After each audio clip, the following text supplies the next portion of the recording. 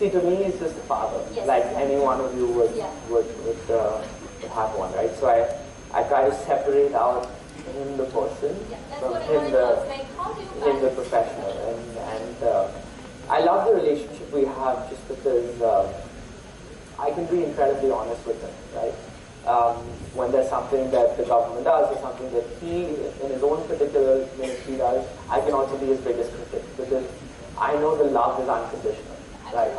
And so, and I absolutely am, you know, when you know, he imposes a duty on something that I don't agree with or whatever it might be, I'll be his biggest critic as well, right? But yeah, I mean, to your earlier point, look, I'm incredibly grateful to have been born in a family like this. He's been truly my biggest source of inspiration. But at the same time, you know, and he means the world to me, there's no question about that. But at the same time, it's also incredibly challenging to create my own identity, right? Like everyone knows me as that, but I'm hoping there'll be a day when people know me for me, right? And let's not forget, I mean, he himself, my grandfather was also into politics, and he himself was a minister in the Vajpayee government. But my father was able to create his own independent identity by working hard, by proving to, I mean, he had a long road to getting to where he was, and he was in the private sector for 25, 30 years.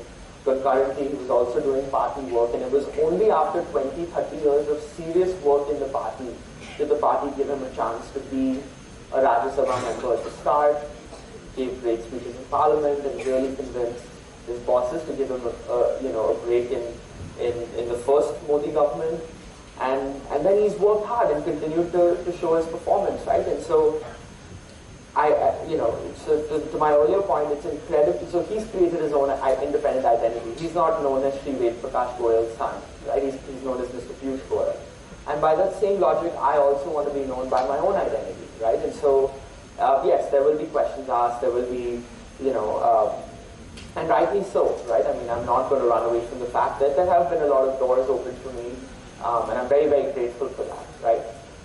But what have I done with that, right? Is the question that people would love to ask. So, as you said in your introduction, I got really involved in student government in college.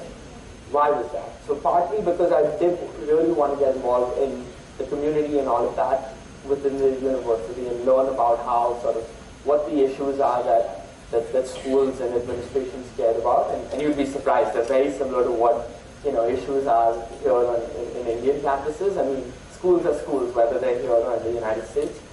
And running a school-wide election, making sure that it was successful and working hard towards it, helped prove to myself that I can be my own person. Now, my dad didn't come and run my election in Boston, right?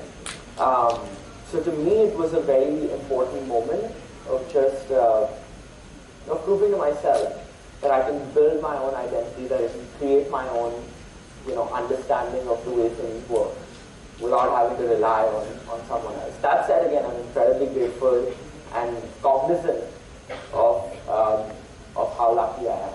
And I also look at this as a source of great responsibility, right? To give back and do my best to help other kids, grow and open doors and opportunities